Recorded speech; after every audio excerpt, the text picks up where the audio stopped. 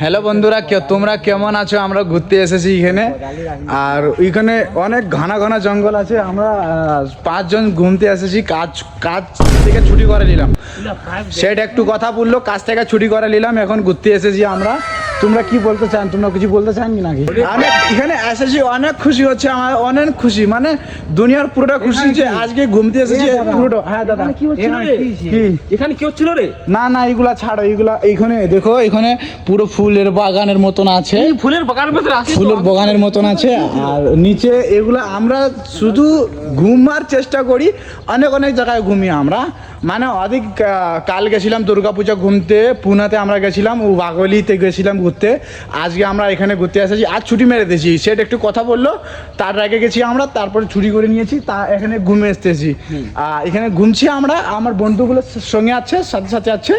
আগে যাচ্ছি, আগে দেখাবো তোমাদেরকে কি আগে কি কি আছে। এখানে জঙ্গলে মানে জঙ্গলি জানোয়ারগুলো থাকে এমন কিছু, তো আমরা দেখবো, আগে তোমরা দেখাবো।